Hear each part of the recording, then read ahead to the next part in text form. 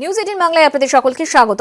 ফের ক্ষমতায় এলে নতুন ভারত গঠন, দ্বিগুণ হবে কৃষকদের আয়, স্বল্প সুদে কৃষি ঋণ, ক্ষুদ্র ব্যবসায়ীদের পেনশন, মহিলাদের জন্য বীমা, সব নির্বাচন একই দিনে করার ভাবনা ইশতেহারে ঘোষণা বিজেপি।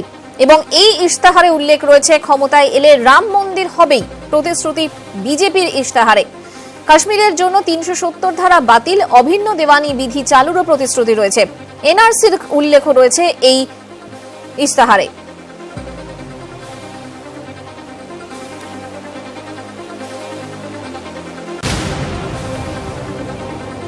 पचहत्तर वर्ष 75 लक्ष्य ये हमने तय किए हैं।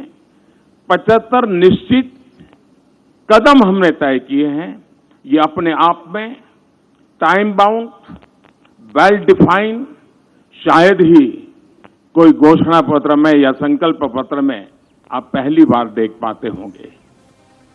এই মুহূর্তে নয়াদিল্লি থেকে রয়েছেন আমাদের প্রতিনিধি দেবশ্রী সিনহা, সরাসরি কথা বলবো তার সঙ্গে।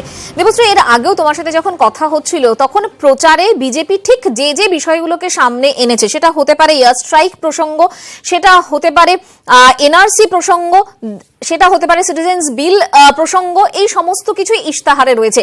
আজকে যে ইশতেহার বা বিজেপির তরফ থেকে যেটা বলা হচ্ছে সংকল্পপত্র, এই সংকল্পপত্রের বিশেষত্ব কি, কোন জায়গাগুলো সব থেকে ইম্পর্টেন্ট বলে রাজনৈতিক মহল মনে করছে?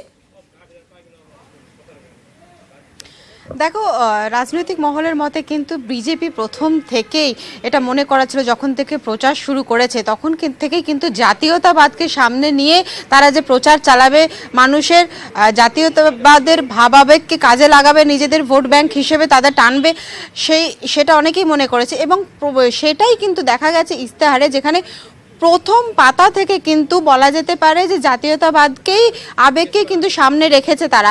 সেখানে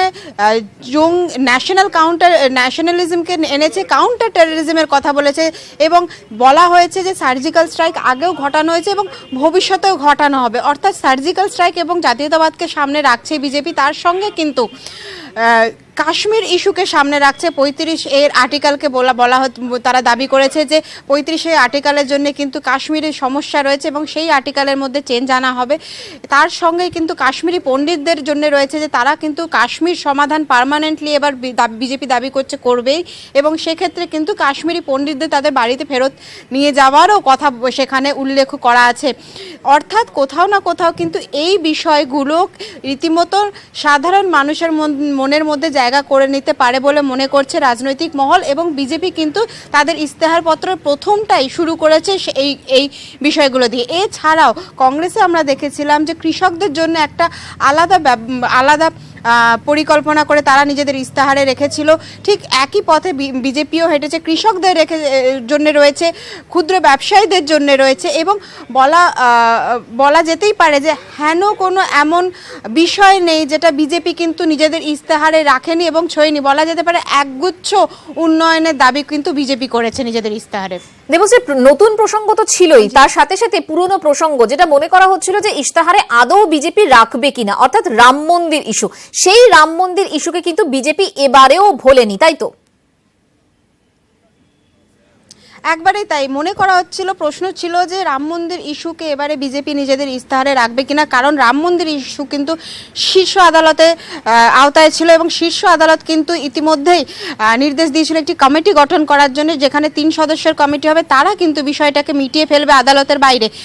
সেইখানেও কিন্তু বিতর্ক দেখা গেছিল, কারণ সেই কমিটির মধ্যে অন্যতম সদস্য হচ্ছে শ্রী শ্রী রবিশঙ্কর, যে এক সময় কিন্তু বলা যেতে পারে কিছুটা বিশেষ করে এক ধর্মীয় ভাবাবেগকে নিয়ে তিনি অনেক কথাই বলেছিলেন। সেই নিয়ে তো আলাদা একটা বিতর্ক রয়েছেই। তবে তার মধ্যে বিজেপির ইশতেহারে এইটা জায়গা করে নেওয়া এবং সেখানে পরিষ্কারভাবে লেখা আছে যে সংবিধানের মধ্যে থেকে যেভাবে সম্ভব, সংবিধানের আওতায় থেকে, সংবিধানের মধ্যে থেকে তারা কিন্তু রাম মন্দির নির্মাণ করবে। অর্থাৎ গত 25 বছর ধরে রাম মন্দিরের ইস্যু যেটা বিজেপি প্রত্যেক নির্বাচনে, লোকসভা নির্বাচনের আগে রেখেছিল, এইবারও কিন্তু রেখেছে।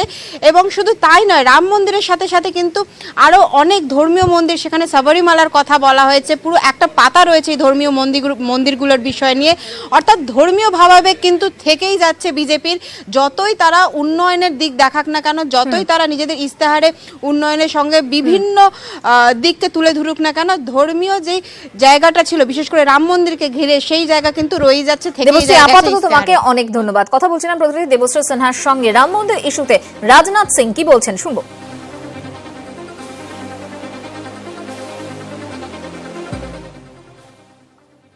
राम मंदिर का जहां तक प्रश्न है, पिछले चुनावी घोषणा पत्र में भी हम लोगों ने जो संकल्प किया था उसी संकल्प को हम दोहराते हैं। सभी संभावनाओं को तलाश करेंगे और हमारा यह प्रयत्न होगा कि जल्दी से जल्दी सौहार्दपूर्ण वातावरण में भव्य राम मंदिर का निर्माण हो जाए।